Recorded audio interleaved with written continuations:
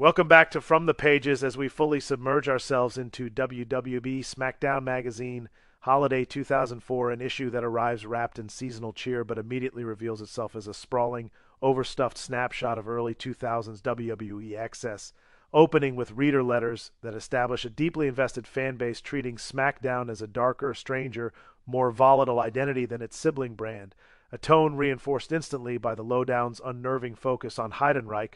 portrayed not as a cartoon villain, but as a genuinely disturbing presence whose poetry readings, erratic behavior, and off camera menace blur the line between performance and reality, creating the unsettling impression that WWE has unleashed something it may not fully control, a figure whose instability rattles locker rooms and renders authority figures uneasy. The atmosphere carries directly into Ask the Superstars, where a deceptively simple question about dream tag partners opens a window into wrestling lineage and reverence, as names like Hollywood Hogan, Terry Funk, Sting, Andre the Giant, Owen Hart, Chris Benoit, and Rick Martel surface, repeatedly revealing generational admiration and the quiet acknowledgement that even modern superstars are shaped by those who came before them, with answers oscillating between heartfelt sincerity and playful personality, grounding the roster as fans who became professionals before Rico's Runway storms into the issue with unapologetic flair as Rico fields questions about makeup, hair salons, Italian fashion, musical taste spanning decades, fragrance, sideburn authenticity, hometown roots, and favorite matches, transforming novelty into a confident manifesto of individuality. All of this unfolds amid an unrelenting barrage of advertising that defines the era, with aggressive promotions for SmackDown versus Raw video games, wireless controllers, PlayStation discounts, Nintendo sweepstakes, ESRB ratings, Best Buy coupons, and console branding crashing into the editorial flow, reinforcing WWE's transformation into a lifestyle brand where fandom is interactive, purchasable, and omnipresent before the issue pivots fully into myth-building mode with Bringing Out the Dead, a massive feature that treats The Undertaker not as a wrestler but as an institution, retracing his debut at the 1990 Survivor Series with cinematic reverence, the funeral march, the frozen locker room, and the unmistakable sense that history was unfolding in real time. From there, the article stacks eras like headstones, listing names that rose, peaked, and faded while Undertaker remained,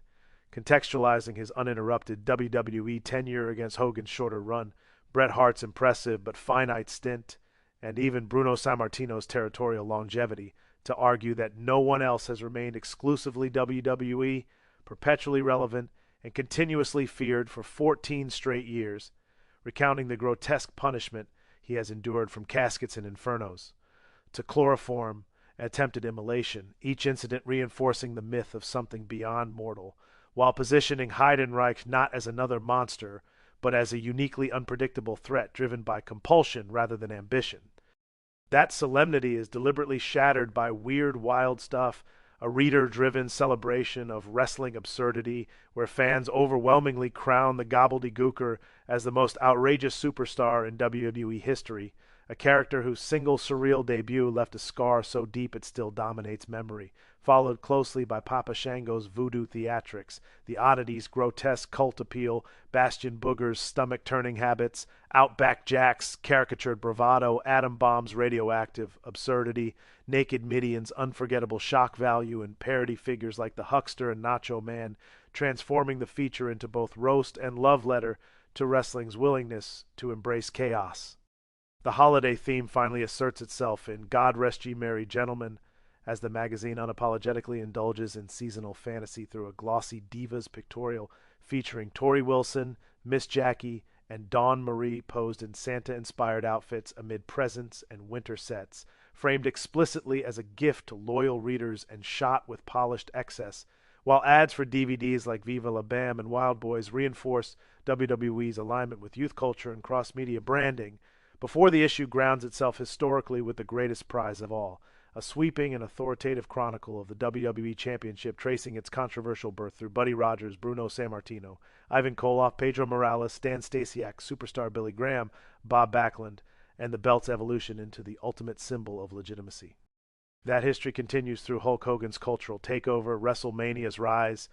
Ted DiBiase's corruption through wealth, tournament drama, Randy Savage's ascension, Ultimate Warrior's collision with destiny, and the championship's transformation into a permanent embodiment of power and immortality before Kieran returns quietly shifts the lens backstage by spotlighting Steve Kieran's transition from Skinner to a key behind-the-scenes role, reinforcing WWE's habit of recycling experience into its operational core. And finally, Merciless closes the issue with exclusive No Mercy coverage, presenting a night defined by sanctioned brutality, championship defenses, and John Cena's United States Championship victory over Booker T.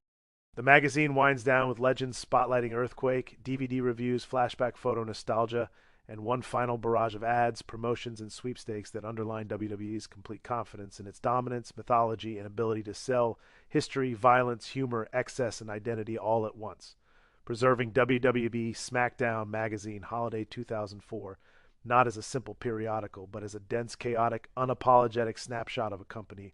utterly convinced that its past, present, and future all belong to it.